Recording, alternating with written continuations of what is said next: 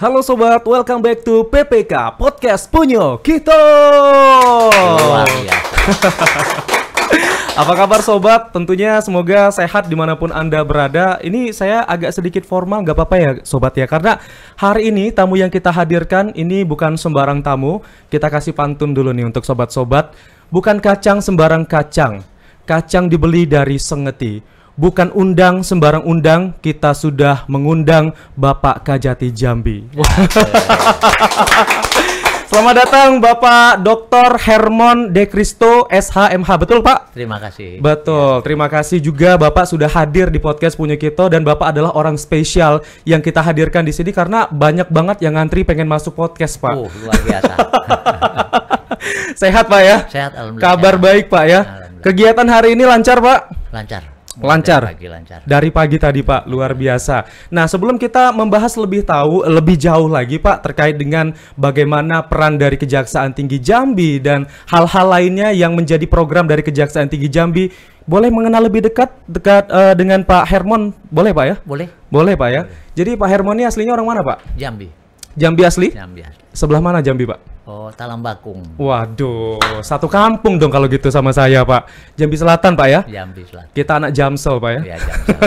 Bukan Jaksel. Iya. Oke, berarti Bapak emang asli orang Jambi Pak. Baik, mungkin bisa diceritakan juga Pak bagaimana perjalanan karir Bapak sebelum saat ini sudah menjabat sebagai Kepala Kejaksaan Tinggi Jambi Pak. Jadi saya dulu pertama masuk itu di Bengkulu. Di Bengkulu, kemudian ke Jambi. Nah, dari Jambi saya urbanisasi nih. Wah. Urbanisasi ke Bandung. Nah, dari Bandung lah saya muter-muter. Oh. Terus saya pernah di Sulsel, kemudian di Medan, di Kalimantan Timur, nah wilayah Jawa. Tapi yang paling lama daerah mana Pak? Paling lama saya itu ya di Bandung. DKI lah ya. DKI. DKI. Daerah Kumpe Ilir Pak. Kumpe Ilir. Nah, Kumpe Ilir. Bukan Pak. Jambi Selatan juga rupanya itu. Jambi Selatan juga. Masih masuk Jambi, ujung-ujungnya Jambi Pak ya. Jambi Selatan. Berarti paling jauh paling lama di mana Pak? Jambi tadi atau daerah lain Pak? Di Jakarta paling lama. Jakarta paling lama. Oke. Jadi keluar masuk kan kalau dihitung. Tapi kalau boleh tahu Pak, sebelum jadi Kepala Kejaksaan Tinggi Jambi Pak, mungkin jabatan-jabatan sebelumnya boleh di-spill nggak Pak? Ya, sebelum ini itu jadi Kepala Biro Kepegawaian di Kejaksaan Agung. Waduh, saya telat nih kayaknya kenal sama Bapak. Coba dari tahun kemarin Pak ya. Iya.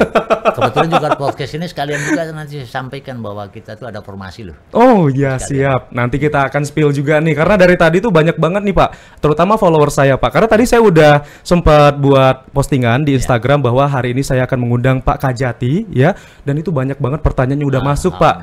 Nanti bisa dijawab juga Pak ya. Siap, insya Allah. Oke, siap. Nah, jadi Pak, ini kan balik lagi ke Jambi, otomatis balik kampung lagi nih Pak. Balik kampung lagi. Apa sih yang membuat kerinduan Pak setelah Bapak berkelana di beberapa daerah di Indonesia akhirnya balik lagi ke Jambi Pak? Jadi sangat banyak ya, saya salah satunya itu ya selain kuliner gitu, saya juga tertarik karena saya pikir nanti ke depan Jambi ini akan terhubung dengan jalan tol. Betul. Jadi tol Sumatera. Kemudian kira-kira apa ya yang harus saya lakukan buat Jambi gitu. Nah, kemudian kemarin juga di tengah kegalauan kami, itu kami mendapatkan suatu anugerah bahwa ada program revitalisasi dari Diknas itu tentang pembangunan Candi Muara Jambi. Oke. Nah, moga ke depan Candi Muara Jambi ini sebagai salah satu destinasi wisata ya buat daerah-daerah lain, yang mana ini juga diusulkan sebagai salah satu warisan budaya dunia dari UNESCO. Betul. Jadi kalau misalnya candi udah terkenal di mana-mana, ini kunjungan wisata juga makin ramai Pak ya. Makin ramai. Betul. Nah, tadi Bapak sempat menyentil kuliner. Jadi kuliner apa nih Pak yang Bapak sangat rindukan sekali di Jambi Pak? Ya, saya empek-empek itu sangat luar biasa lah, terutama kalau pagi-pagi itu harus dapat lenggang dulu ya. Harus nyuko dulu Pak ya. Kalau nggak nyuko nggak semangat Pak. Kurang nyaman. Mohon didengar yang hadir hari ini ya. Berarti pagi-pagi harus ada cuko ya Pak. Dulu. Selain tempe apa lagi Pak? Ya mie, kalau apa ya, saya tuh kalau makan mie itu yang paling enak sebenarnya Indomie ya. Oke. Indomie. Tapi saya lebih suka mie dari Mie ayam? tradisional. Oh, Mie celor. Mie celor, oke, mie ayam. Pokoknya serba mie itu Bapak suka banget Pak ya. Oke, baik. Jadi kita nggak apa lagi Pak ya, nggak melakukan riset lagi ketika Bapak ulang tahun Pak. Ya. Jadi cuma dikasih mie aja Bapak udah bahagia Pak ya. Bahagia. Oke Pak, Bapak kan sudah menjadi Kepala Kejaksaan Tinggi Jambi. Kalau boleh tahu sudah berapa lama Pak? Ini sudah jalan 1 bulan. Kalau terhitung SK mestinya sudah 2 bulan. Oke, siap. Nah, menurut pandangan Bapak sendiri Pak, seperti apa sih saat ini keberadaan dari Kejaksaan Tinggi Jambi, terutama untuk upaya penegakan hukum di Jambi Pak? Ya. Jadi itu yang kami rapatkan mulai dari tadi juga. Dari kemarin-kemarin juga kami mencoba untuk berkonsolidasi. Kemudian kami melakukan kunjungan-kunjungan ke forum komunikasi pimpinan daerah lainnya, termasuk juga stakeholder eksternal kami. Nah, di situ juga kami sampaikan bahwa program-program kerja kejaksaan itu adalah dalam rangka membantu pemerintah daerah, terutama untuk peningkatan dalam hal kebijakan atau tujuan daripada pemerintah daerah ini. Oke, siap. Jadi menjadi mitra pemerintah daerah juga Pak ya, terutama untuk penegakan hukum. Karena di Jambi ini kita tahu juga bahwa banyak sekali kasus-kasus ya, baik itu kasus pidana, perdata, dan kasus-kasus lainnya. Dan sekarang tuh yang lagi hype tuh Pak, karena sekarang lagi musim kemarau ya Pak. Jadi ada kebakaran hutan dan lahan. Tapi sebelum kita ke kasusnya Pak, pandangan Bapak terhadap karhutla ini seperti apa sih Pak? Ya kalau saya lihat memang disinilah konflik itu muncul kan. Karena memang tujuan awal kita ada di sini, tujuan awal itu adanya hukum. Hukum itu adalah membuat masyarakat tertib. Betul. Nah, sudahkah masyarakat Jambi ini tertib?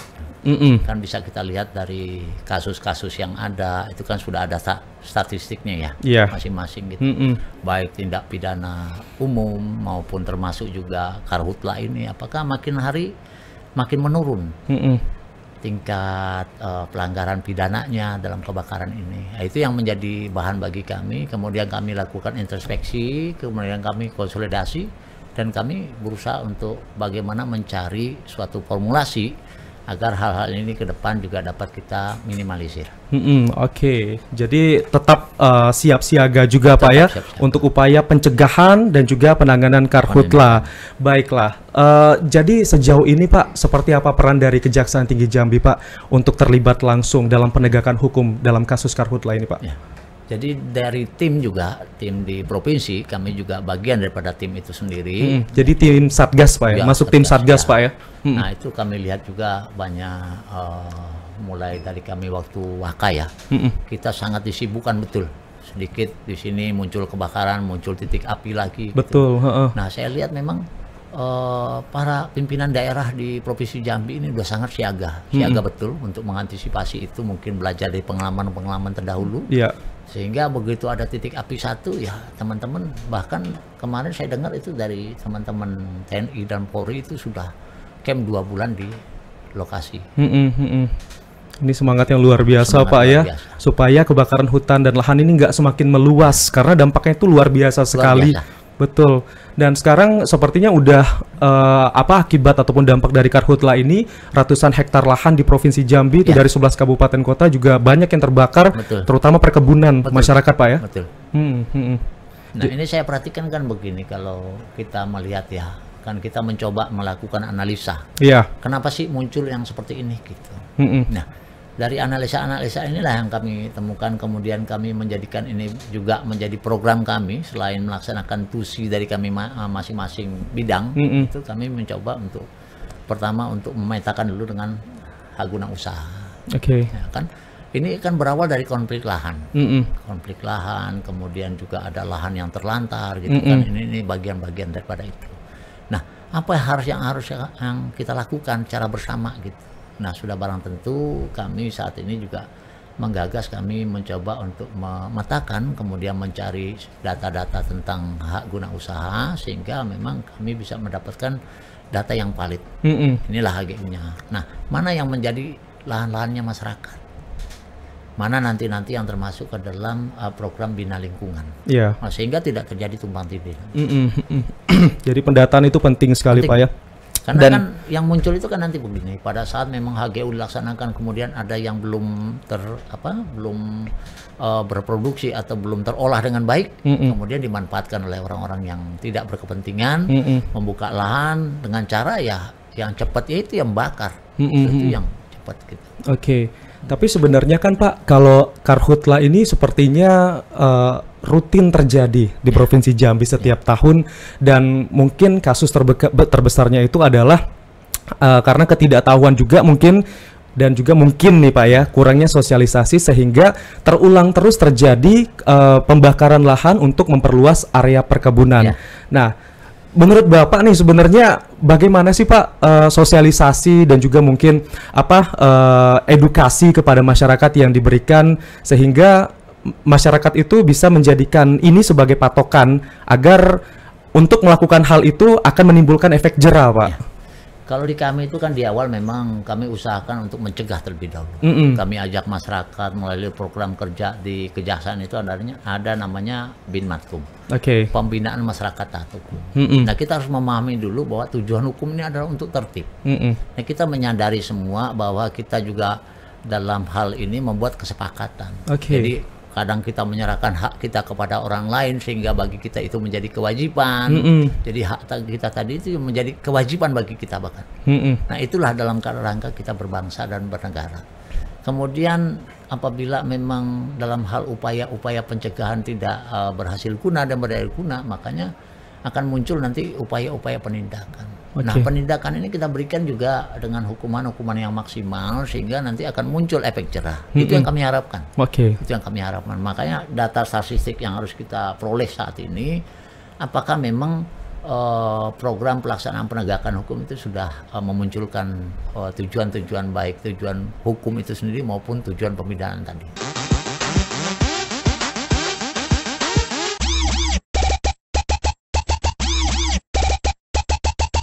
Sebenarnya Pak, regulasi terkait dengan karhutla ini diatur dalam undang-undang seperti apa Pak? Dan apa ancamannya Pak? Ya, kalau regulasi udah cukup dalam KUHP juga di pasal 187 itu bisa saya jelaskan, pelaku yang dengan sengaja menimbulkan kebakaran itu diancam dengan pidana penjara maksimal 12 tahun. Sangat tinggi 12 tahun. Betul, 12 tahun Pak. Kalau buka usaha mungkin udah gede itu usahanya Pak ya. Cuman kita kembali lagi. Apakah memang kita harus menghukum semua warga masyarakat kita? Sementara sebagaimana kita ketahui bahwa aset yang paling berharga itu sumber daya manusia. Karena mulai dari pernikahan mereka sudah disubsidi ya, mohon maaf ya. Kemudian juga dalam kandungan sudah muncul subsidinya seperti stunting gitu. Nah, kemudian sekolah juga disubsidi, kemudian kesehatan juga disubsidi. Mendapatkan pekerjaan yang layak itu udah banyak mengeluarkan biaya untuk mengembangkan potensi daripada aset, khususnya sumber daya manusia. Nah, kemudian pada saat mereka sudah mempunyai kompetensi yang luar biasa, masa tiba-tiba kita berikan mereka pemidanaan yang akhir tidak bermanfaat buat negara ini. Padahal mereka bisa berkontribusi dalam rangka untuk memajukan kesejahteraan. Sebenarnya masyarakat bisa dirangkul ya Pak? Dirangkul.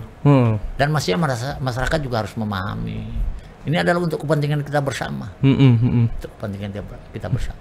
Tapi kan di sini dalam merangkul masyarakat itu kan butuh kerja keras juga Pak. Ya, karena karakter masyarakat kan berbeda-beda. Ada yang mungkin nurut, ada yang mungkin sedikit membandel seperti itu. Nah, seperti apa upaya yang bisa dilakukan nih Pak untuk jajaran pemerintah, Forkopimda dan juga stakeholder terkait lainnya supaya masyarakat di sini juga mampu untuk merespon positif nih upaya-upaya yang sudah dilakukan ini Pak?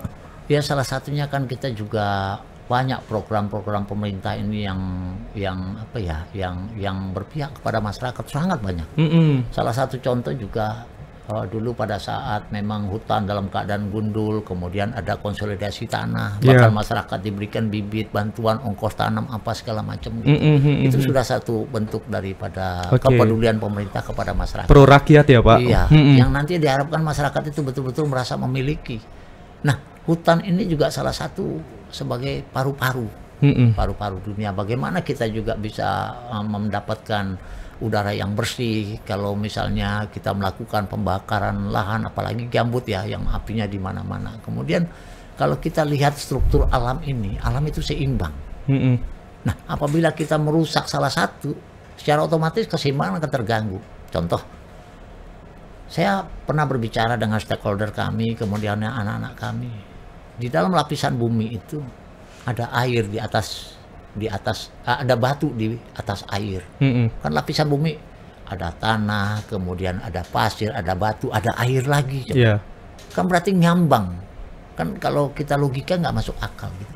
Tapi semuanya itu memang kekuasaan Allah yang membuat seperti itu. Jadi ada keseimbangan semuanya. Bahwa ini mungkin batu ini dekat oleh air dengan air karena kita mengenal medan magnet ya, segala macam. Nah ini.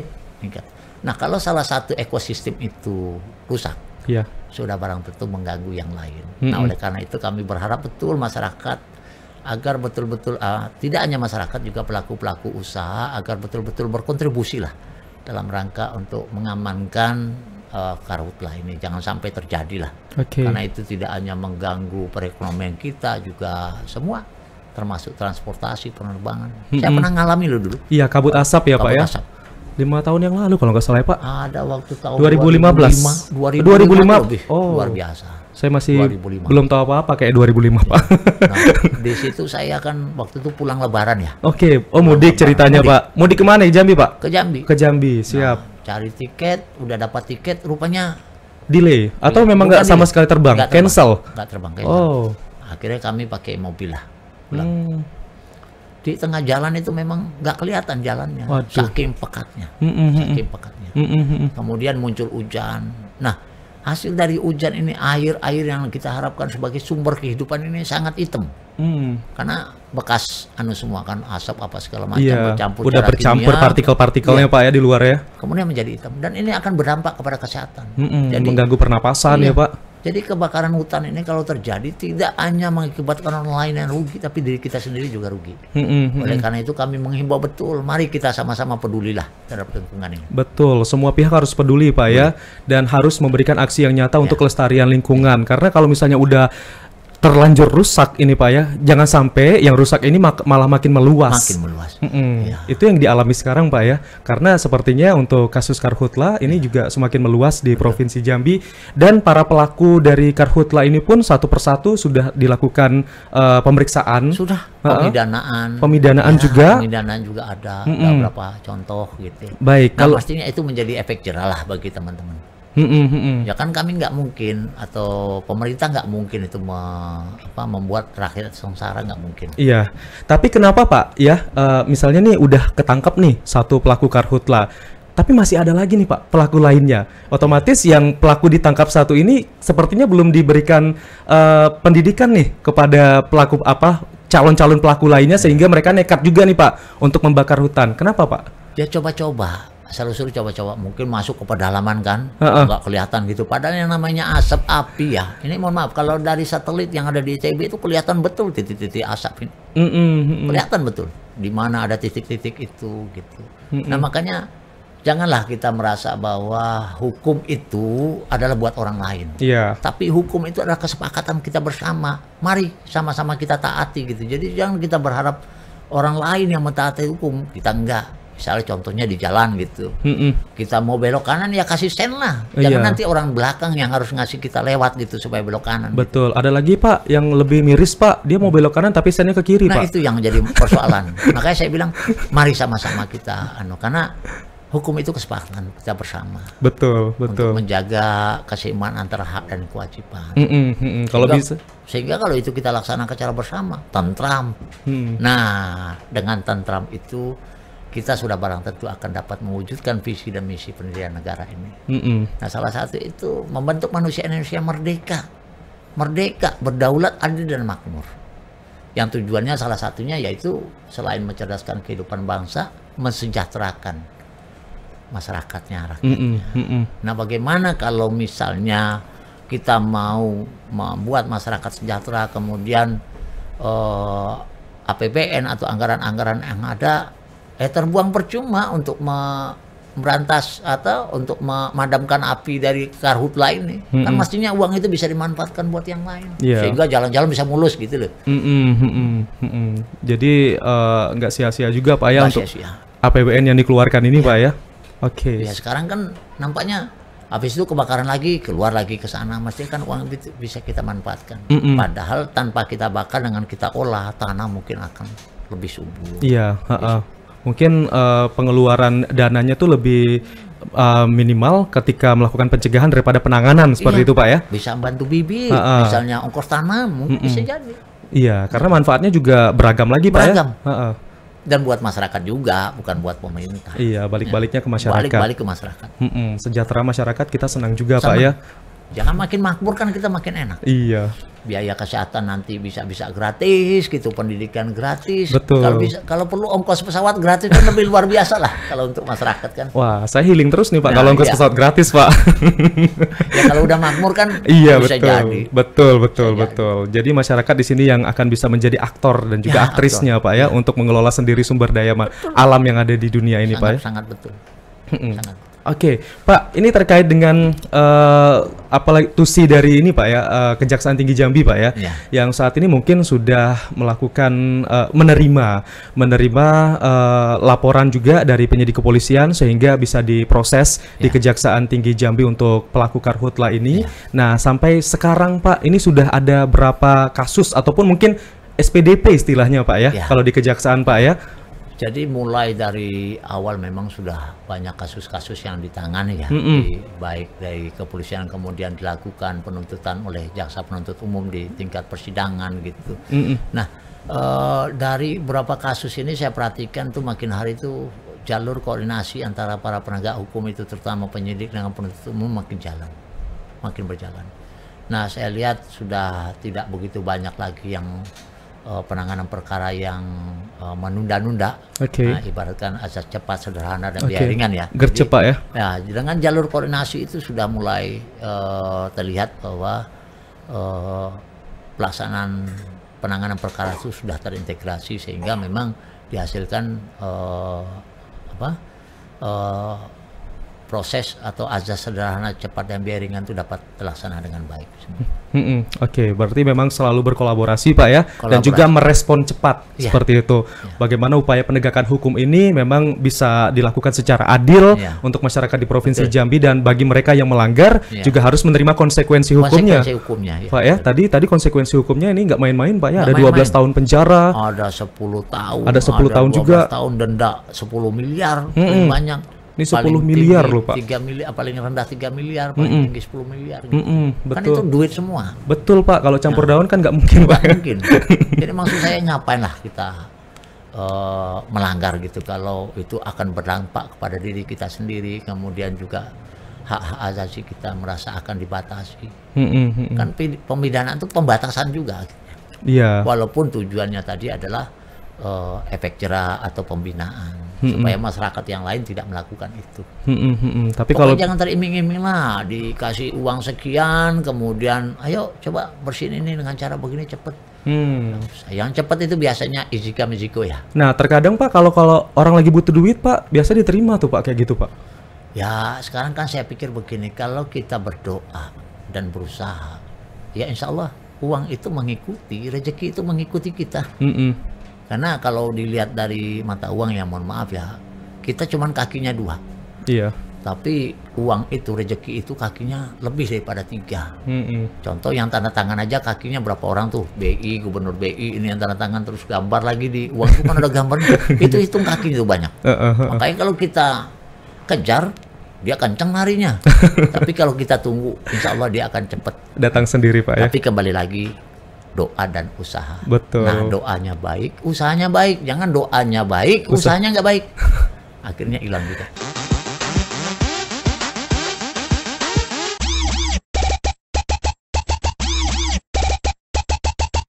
Betul. Nah, doanya baik, usahanya baik. Jangan doanya baik, usahanya nggak baik.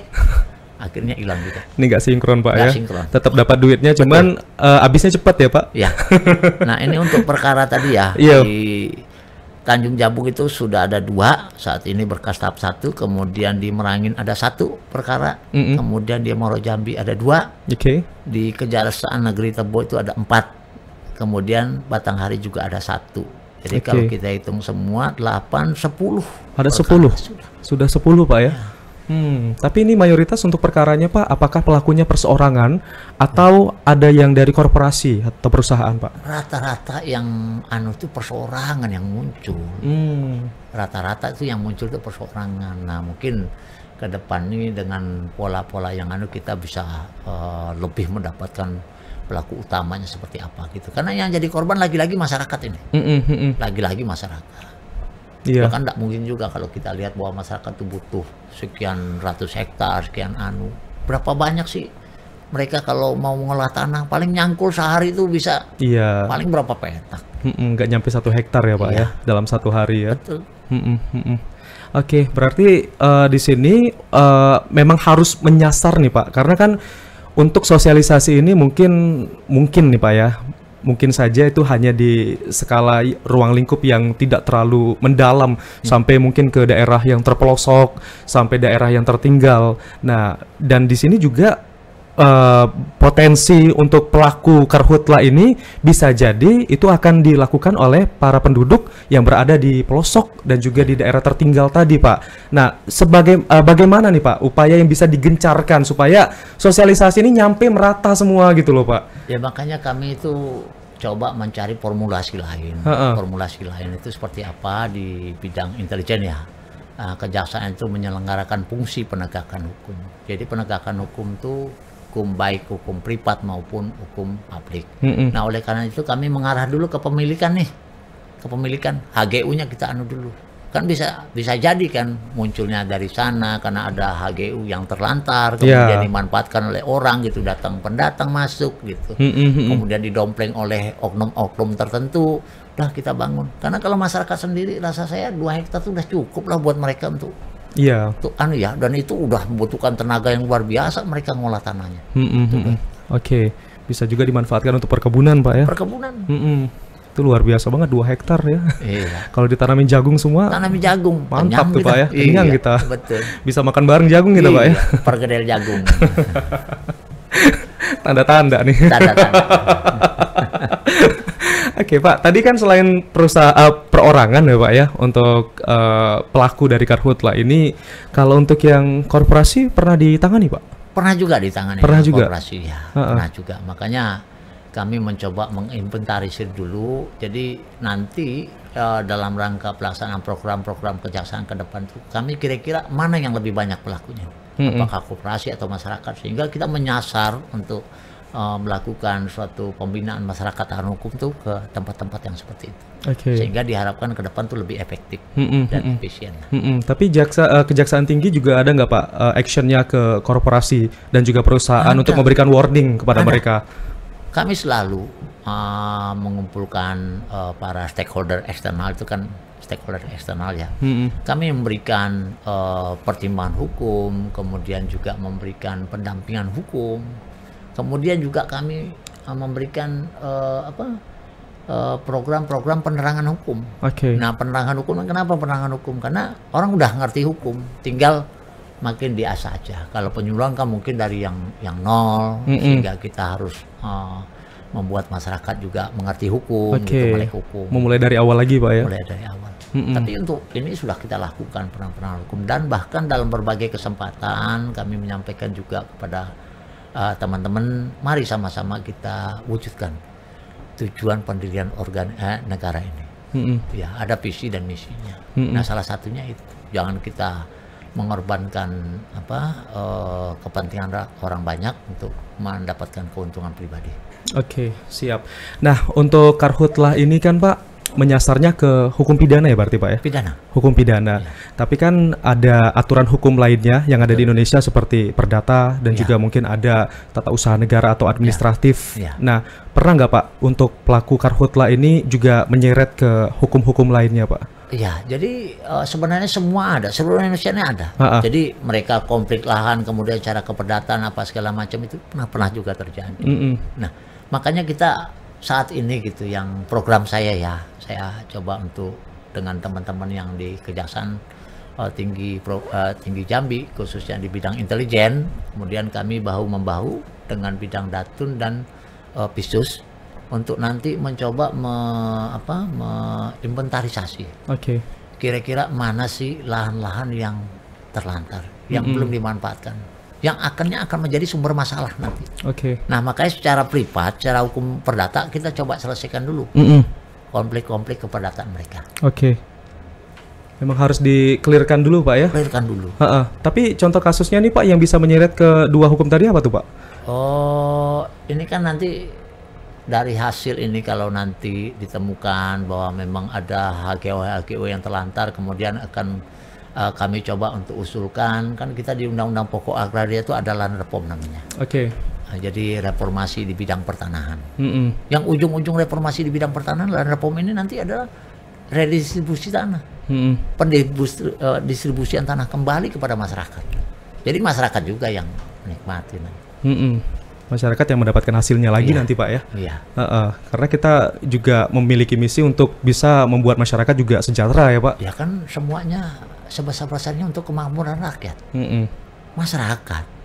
Ya masyarakat harus dapat menikmati itu. Betul. Masyarakat ini adalah yang harus diutamakan. Harus diutamakan. Ya Pak ya, begitu juga dengan beberapa kinerja yang dilakukan oleh Kejaksaan Tinggi Jambi, itu juga nanti akan ujung-ujungnya akan memiliki dampak positif juga untuk masyarakat ya Pak. Ya. Luar biasa sekali. Ini terkait dengan Karhutla di Jambi ya. Tapi saat ini ada lagi Pak mungkin kasus-kasus yang baru ditangani lagi sama Kejaksaan Tinggi Jambi? Ya kasus selalu sih, tapi saya berharap ya sebagai Kepala Kejaksaan Tinggi Jambi, kemudian dengan jajaran kami berharap betul bahwa makin lama kasus ini makin hilang lah. Iya, kalau bisa makin hilang Pak ya. Makin nggak ada lah. Betul. Masyarakat tertib semua, kita bisa mikir yang lain buat kepentingan masyarakat yang lain gitu. Tapi kalau kasusnya makin hari makin meningkat, misalnya narkoba makin meningkat, kemudian pencurian makin meningkat, berarti kita tidak aman, dan bagi investasi juga akan mengganggu perkembangan investasi secara menyeluruh. Tapi kasus Karhutla ini sepertinya makin meningkat Pak di tahun ini. Gimana tuh Pak? Ya saya berharap nanti makin lama makin turun lah ya. Makin lama makin turun. Karena kalau saya lihat Karhutla yang dibandingkan dengan waktu saya masih jadi wakil Kepala Kejaksaan Tinggi ini agak turun. Agak turun ya? Turun. Berarti dulu memang lebih parah lagi dari ini Pak ya? Oh iya, 2005 aja bayangkan. Waktu saya cerita yang tadi 2005, yang kabut asap. Nah, kemudian sudah muncul kebijakan dari pemerintah, kan makin lama makin bisa kita antisipasi. Tapi ini membutuhkan juga kerja keras dari semua pihak Pak ya. Semua pihak. Berarti nggak hanya satu pihak saja yang harus full banget untuk kerja keras. Betul. Semua harus saling berkolaborasi dan juga bersinergi Pak ya. Jadi kalau kita kerja sendiri itu istilahnya kita mati sendiri. Iya. Makanya harus kerja kolaborasi. Iya, harus gotong royong. Gotong royong. Mengembangkan lagi nilai Pancasila ya Pak. Iya. Gotong royong tadi. Kembali ke sana. Itu sumber hukum kita kok. Betul. Ya Pancasila kan. Iya. Oke, siap. Baik, Pak. Ini saya tadi kan sudah sempat sempat buat story ya Pak di Instagram saya Pak. Jadi sudah ada beberapa orang yang DM nih Pak. Ya. Untuk menanyakan beberapa hal Pak. Nah, ini sepertinya kalau pertanyaan yang pertama ini dari inisialnya R ya. Ini kayaknya udah dijawab deh tadi, tapi nggak apa-apa kita tegasin lagi Pak ya. Ini pertanyaannya, bagaimana cara dan upaya sosialisasi dari Kejati mengenai pembakaran hutan yang marak terjadi? Ya, itu yang tadi Pak ya. Kembali lagi kami sampaikan, kami program pembinaan masyarakat taat hukum baik melalui penyuluhan maupun penerangan hukum. Kemudian kami selanjutnya mendata, menginventarisir kebun-kebun ini sehingga nanti konflik lahan itu sudah dapat kita lakukan antisipasi dini sejak awal, deteksi dini sejak awal. Oke. Nah, ini selanjutnya Pak terkait dengan konflik lahan Pak. Bagaimana cara mewarningnya supaya tidak terjadi lagi konflik lahan antara perusahaan dan juga masyarakat? Ya. Nih, bagaimana Pak? Kalau dari Kejati Pak? Ya kan kembali itu lagi tadi. Kita harus pastikan dulu data-data kepemilikannya. Kemudian kepemilikan ini diolah nggak tanahnya? Siap. Atau ditelantarkan tanah? Tanah ini harus diolah, nggak bisa ditelantarkan. Jadi kalau dikasih HGU 1000 ya olahlah 1000. Jangan diolahnya cuma 2. Termasuk juga masyarakat begitu dapat tanah dari negara, kemudian mereka telantarkan. Harusnya bisa lebih produktif kalau dikelola dengan baik Pak ya. Iya, karena tanah makin kita olah makin produktif. Tapi kalau kita buat keangkaran murkaan di atas tanah, maka sudah barang tentu tanah akan berdampak nanti seperti banjir, kemudian longsor, malah membawa bencana ya Pak ya. Itu yang bahaya. Jaga. Betul. Kita berasal dari tanah, kembali ke sana, jaga tanahnya. Karena yang ngerasain bencana tadi bukan hanya pemilik tanah, Pak ya. Bukan. Tapi masyarakat seluruh desa, mungkin satu kecamatan, satu provinsi juga kena imbasnya, Pak. Iya. Oke, baik. Pak, jadi di tahun 2024 ini Karhutla kita kayaknya udah selesai ya, Pak ya. Oh. Maksudnya pembahasan kita saat ini udah selesai ya, Pak ya. Ini tahun 2024 ini kabarnya, Pak, di Kejaksaan itu membuka rekrutmen lagi nih, Pak, untuk anak-anak terbaik Indonesia supaya bisa bergabung dan direkrut menjadi calon pegawai negeri sipil. Tahun 2024 buka, Pak? Buka. Alhamdulillah buka. Pembukaannya sudah dapat kabar nggak, Pak? Kapan, Pak? Moga-moga dengan podcast ini ya, kalau tanggal 19 moga-moga hari ini dimulai. Mudah-mudahan. Oke, siap. Tepuk tangan nggak apa-apa ya. Moga-moga nanti silakan lihat di IG-nya Kejaksaan. Baiklah, berarti insya Allah. Karena isu-isunya hari ini atau enggak besok tanggal 20 diumumkan. Ini harus siap-siap nih berarti masyarakat Jambi dan juga Indonesia supaya nanti bisa menjadi bagian dari Kejaksaan Tinggi Jambi. Ini banyak loh. Ya kalau ada berapa, Pak? Termasuk dengan P3K itu 11.303.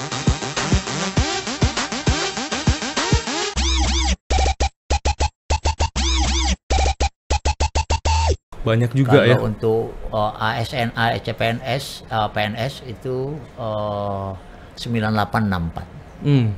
9864. Moga-moga nggak meleset ya. Iya. Moga-moga nggak meleset. Mudah-mudahan nggak meleset, Pak ya. Itu untuk formasinya ada apa aja, Pak? Banyak banget ya. Jadi ada calon jaksa. Untuk jaksa itu sudah barang tentukan sarjana hukum. Siap. Kemudian di sini ada dokter-dokter muda juga.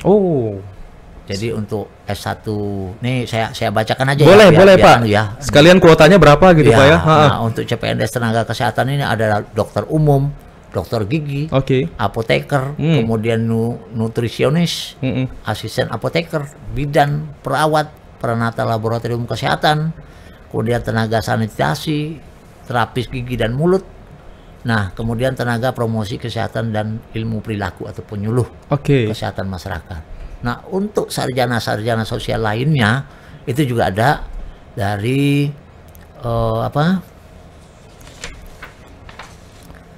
itu nih saya bacakan yang di sini. Boleh. Di situ lengkap. Boleh, siap, Pak. Ada sarjana S1 Ilmu Administrasi Negara. Kemudian ada juga psikologi. Kemudian ada S1 Elektro. Teknologi informasi, rekayasa sistem komputer, kemudian sarjana sosiologi, antropologi, statistik, banyak nih, termasuk teknik sipil. Banyak. Berarti memberikan kesempatan yang besar nih bagi. Karena memang Kejaksaan harus berperan dalam rangka apa? Mewujudkan tadi tujuan hukum itu membuat masyarakat tertib. Jadi kalau ada nanti dari SDM kita yang mempunyai kemampuan dalam rangka untuk olah sosial gitu, berinteraksi sosial kan sarjana sosiologi gitu. Itu yang kita harapkan nanti dapat memberikan penyuluhan kepada masyarakat sehingga masyarakat ini betul-betul memahami nanti. Iya, betul. Ini ada energi baru lagi berarti, Pak ya. Nanti akan dihadirkan oleh CPNS untuk menjawab tantangan Karhutla ini ke depan. Betul. Sehingga kita bisa melakukan pendekatan secara baik, cara budayanya, kemudian cara kemasyarakatannya, sehingga masyarakat memang merasa memiliki nanti. Iya, betul. Ini strategi dan inovasi dari anak-anak muda zaman sekarang juga dibutuhkan, Pak ya. Dibutuhkan. Seperti apa ke depannya untuk program yang akan dijalankan juga ya, Pak ya. Pak, tadi kan untuk sarjana ya, Pak ya. Ini ada yang nanya juga untuk SMA, ada nggak, Pak? Ada. SMA. Selain itu SMA kan SMA juga banyak. Kalau untuk SMA ini formasinya apa, Pak? Ini S1 saya lihat bocoran ini. Boleh, silahkan, Pak. Yang pasti untuk SMA ini juga akan diberikan kesempatan nih bisa bergabung bersama Kejaksaan. Dan bersiap-siap aja nih bisa ditempatkan tidak hanya di Jambi ya, Pak. Jadi SMA dan D3. Ini juga akan muncul nanti untuk SMA itu ada di peranata komputer, kemudian juga ada di petugas barang bukti, kemudian juga ada di peranata keuangan juga akan muncul nanti, kemudian juga di penjaga tahanan sebanyak 948 orang. Oke, berarti ada kesempatan 1.000 lebih ya Pak ya untuk rekrutmen lulusan SMA ini Pak ya? Lebih 1.000. Lebih ada dari sekitar 1.000. 3.000 deh kalau nggak salah. Oke. Kalau nggak salah ya. Tapi kan nanti kan semua 9.000. Kalau ditambah dengan yang P3K itu jadi 11.303. Oke. Jadi ada lagi pegawai pemerintah dengan perjanjian kerja itu. Nah itu jumlahnya juga luar biasa. Fantastis juga Pak ya. Nah, itu buat teman-teman yang tenaga-tenaga kerja kontrak atau yang honor-honor itu. Nah itu tempat penampungan teman-teman. Nah nanti untuk usia variatif. Makanya silakan nanti buka di IG Kejaksaan, mungkin hari ini atau besok akan muncul persyaratannya. Apakah persyaratan itu menikah, atau umurnya 40, atau umurnya 35, itu kreatif. Harus diikutin syaratnya tadi Pak ya supaya nanti lolos Pak ya. Ya karena ini luar biasa. Ada yang umur yang di atas 27 ya. Itu akan kita rekrut juga. Yang di atas 30 ada juga Pak ya? Ada. Coba, tapi apa anunya ya silakan dicek lah nanti. Betul. Lihat ya term and conditionnya nanti ya. Pak, ini berhubungan dengan CPNS ada lagi nih Pak yang DM Pak. Boleh nggak Pak dijawab Pak? Panjang kan tadi kita karhutla loh. Iya. CPNS. Tadi saya juga sempat ini Pak nyentil CPNS juga nih Pak di story saya Pak. Ini pertanyaannya Pak dari wanita nih kayaknya Pak. Ini siap-siap mau ngelamar juga nih Pak, mau siap direkrut nih. Berapa banyak kuota CPNS yang ada di Jambi Pak? Kalau tadi mungkin Bapak menyebutkannya secara nasional Pak ya. Nah kalau untuk di Jambi seperti apa Pak? Nah kalau kita di Jambi ini kan nanti sesuai dengan analisis jabatan dan beban kerja. Nah untuk tahun ini nanti kan mungkin lagi disusun analisis jabatan dan beban kerjanya. Kalau tahun kemarin kan sudah, sehingga formasi-formasi yang 11.303 ini nanti akan di drop ke Jambi. Contoh kemarin untuk yang tahun kemarin itu untuk Jambi itu mendapatkan 150. Banyak juga ya, 154 orang. Iya. Salah satunya ada yang di ruangan ini Pak. Kebetulan nggak ada, selesai mereka senior. Senior semua ya Pak ya. Ya mana tahu teman pemirsa nanti PRI kan berkenan melalui anu kan. Iya siap. Tapi kita boleh loh Pak sekali-sekali diundang gitu ke kantor Bapak ya kan. Kita tur lihat lokasi-lokasi Kejaksaan Tinggi Jambi. Boleh. Ya kan? Sekaligus juga memperkenalkan bidang-bidang yang ada di sana. Masuk Pak Eko. saya tuh pengen nanti gini ya. Gimana tuh Pak? Apa ya? Ada program kami dengan jajaran intelijen di Kejaksaan Tinggi Jambi itu untuk nanti bisa memberikan, kalau dibilang pencerahan enggak, kita hanya mereview. Nah, kita bukan pencerahan, itu mereview aja, mengembalikan yang semestinya sudah ada di zaman dulu. Itu banyak programnya. Sehingga kami dalam rangka memberikan pengamanan terhadap pembangunan strategis, kemudian juga dalam rangka memberikan pertimbangan hukum kepada teman-teman ini, bisa juga dilibatkan teman-teman dari TVRI nanti, sehingga memang ini ke masyarakatnya nyampe gitu. Ya kan tujuan pembangunan untuk masyarakat. Betul. Ya kan bukan masyarakat terbuka informasi publik saja, tidak. Tapi ini juga bentuk sosialisasi bahwa program pembangunan strategis itu adalah untuk kepentingan masyarakat. Jadi masyarakat akan ikut menjaganya. Iya, apalagi TVRI sekarang media sosialnya udah aktif nih Pak. Luar biasa banget. Jadi nanti beberapa upaya-upaya tadi bisa nyampe langsung terutama kepada anak-anak Gen Z, milenial, ya Pak ya. Ya contohnya aja, baru kita bicara CPNS sudah ada yang... Udah ada Pak. Ini udah ada yang mau nanya lagi nih Pak sebenarnya Pak. Boleh kita ini Pak, kita bacakan Pak pertanyaannya Pak. Ini banyak banget emang Pak atensinya Pak. Boleh. Tapi saya mohon maaf juga sama Biro Kepegawaian Kejaksaan Agung ya, mestinya kan dari sana. Tapi saya sebagai corong bahwa saya memang, bahwa kami di Kejaksaan memang butuh sumber-sumber daya manusia yang betul-betul nanti dapat bergabung bersama Kejaksaan dalam rangka untuk memenuhi kebutuhan organisasi, kebutuhan organisasi negara, dalam rangka untuk pemenuhan visi dan misi Kementerian Negara. Betul sekali. Yang pasti akan mencari bibit-bibit yang berkompeten dan juga berintegritas ya Pak ya. Baik Pak, ini pertanyaannya persiapan supaya lulus Kejati, kira-kira gimana tipsnya dari Bapak? Doa usaha. Doa usaha.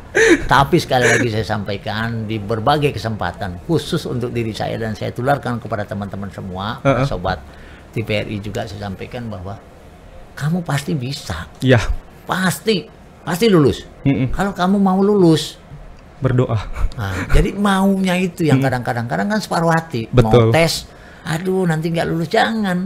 Jadi pesimis duluan Pak ya. Iya, jadi kita harus positive thinking, kemudian positive talking. Kita berpikir boleh positif kan, tapi omongan kita nggak lulus nih mah, akhirnya nggak lulus. Tapi positif talkingnya saya lulus. Tanamkan dalam diri, saya yakin lulus. Kemudian lakukan dengan kata-kata, saya lulus, insya Allah lulus. Harus komit dan juga optimis. Iya, jangan pikirkan yang aneh-aneh lah. Mau pakai ini, pakai itu, pakai koneksi, pakai begini, udahlah, zamannya udah berbeda. Iya. Lakukan yang terbaik. Usaha, doa dan usaha. Luar biasa ya. Semoga nanti kesempatan untuk masyarakat Jambi yang memang sesuai dengan kriteria bisa direkrut oleh Kejaksaan Tinggi Jambi dan ditempatkan pula di Jambi ya. Termasuk satu lagi loh ya. Apa itu Pak? Karhutla nih bisa berhenti kalau kita mau. Siap. Semua mau. Betul. Berarti harus ada komitmen nih, harus mau semua ya Pak ya. Tapi ada yang nggak mau, ya itulah muncul satu-satu. Jadi memang harus benar-benar ini Pak ya, diniatkan dulu dari personal orangnya dulu Pak ya. Makanya dampaknya itu aja dibayangkan dulu. Kalau kita berbicara dampak, akibat, berarti kita akan takut melakukan suatu hal itu. Tapi kalau akibatnya bagus, lakukan. Dampaknya. Siap. Nah Pak, mungkin terakhir nih Pak ya, apa nih Pak yang pengen Bapak sampaikan kepada anak-anak muda Jambi supaya nanti mereka juga bisa mengambil bagian dan bisa terlibat juga di penerimaan CPNS P3K ini Pak? Ya, kalau secara nasional ya saya berharap anak-anak muda Jambi bisa menjadi generasi sebagai penerus kami ke depan. Sudah banyak loh orang Jambi yang sudah hebat-hebat. Sudah sukses Pak. Harus lebih hebat daripada kami. Kemudian untuk CPNS, mari masyarakat Jambi kita bergabung lah.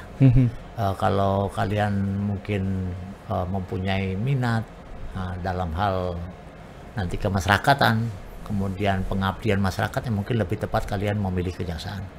Karena disinilah kita bisa berbuat, kita bisa beramal, memberikan amal jairiyah. Salah satu contoh gini, kita memberikan penyuluhan kepada orang, kan itu ilmu bermanfaat.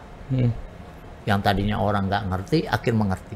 Kemudian ilmunya dipakai sama dia untuk berbuat amal kebaikan, menjadi amal jairiyah buat kita. Jadi tempat beramal juga ada.